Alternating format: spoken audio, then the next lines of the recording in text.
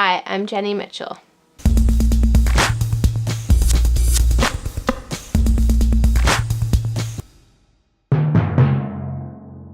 It's hard to narrow down a most influential album, but Richard Buckner's The Hill is what I've brought.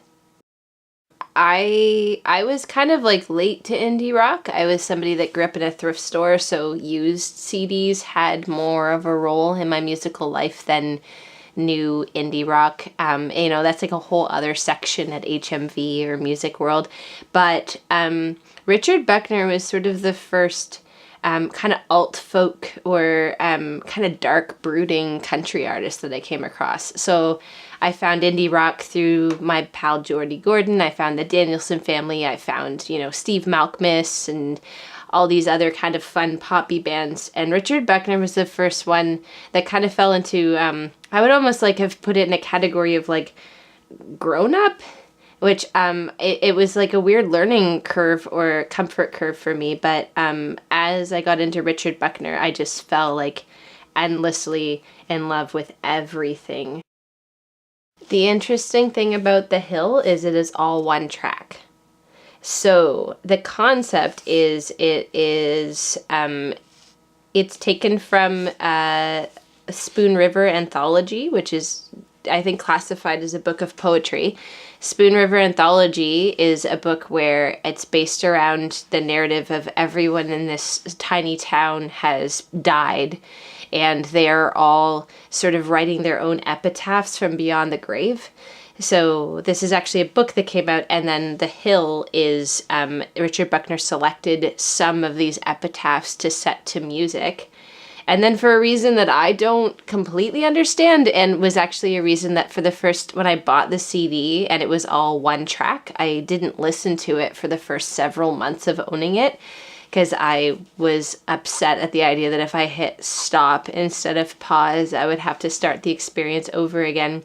However, when I did finally put it on, and I think it was when I was driving, I just found that continuous spectrum of song to song. It's a very anti-CD thing to do, to have these tracks blend together, and they are discernible separate tracks, but they belong as a whole. And in vinyl, that maybe makes more sense because there is a point where you have to flip sides, but I absolutely think that he captured it as a body, which I just have so much appreciation for. And I feel like the more years I've spent with this record, the more I love that detail. So I got my first Richard Buckner album from a wall display at an indie record store in Kingston with like a high school ex-boyfriend. And again, as I mentioned earlier, kind of a steep learning curve for me. Like, I really thought I was buying indie rock. I thought it was in like an indie record store, and I was buying like brooding alt country. But that was an earlier record, and then this one is just farther down the line. But of all the Richard Buckner albums, which I have yet to find one I don't love, but this one was the one that kind of, I think it's a standout piece. I'm sure I just got it because it was the next one he released.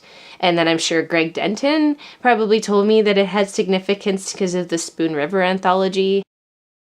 I create a lot of different kinds of art. I feel like as Bird City, which is my sort of folky kind of darker music project, Richard Buckner is like 100% right at the top of main influences. But I also do a lot of crafting. I do silk screening. I have been in sillier indie bands. The Danielson Family jump out as like absolutely just a total life changer of silliness and community. Like, their whole concept was like a whole family coming together, all spectrums of age, right down to children contributing to the recordings. And they Tell Another Joke Around the Old Choppin' Block was my first Danielson Family record, and they have a song that's a tribute to mothers, and it's just the whole chorus is like mothers and their daughters' great-granddaughters, and then they're like mothers and their daughters,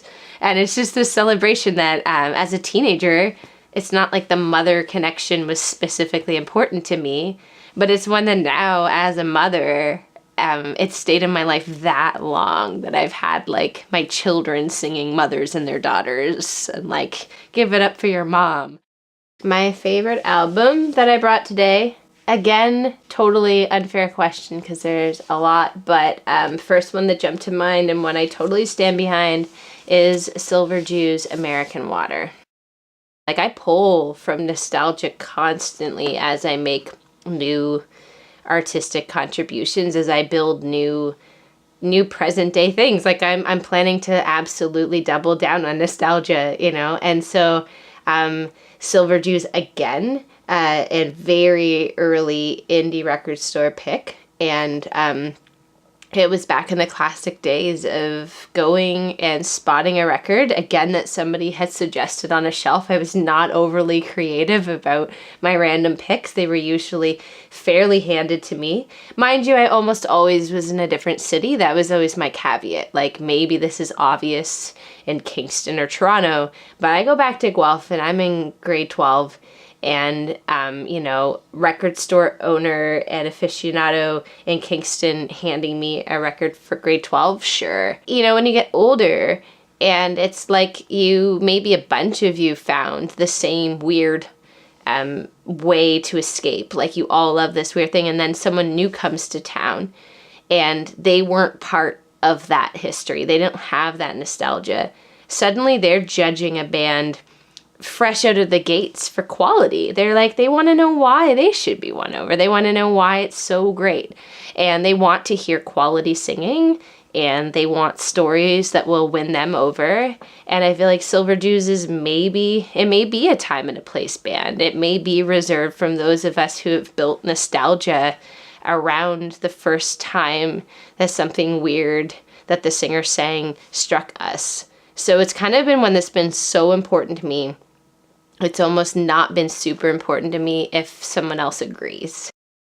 I will likely reveal that I have a significant love for particular classic rock, very popular bands.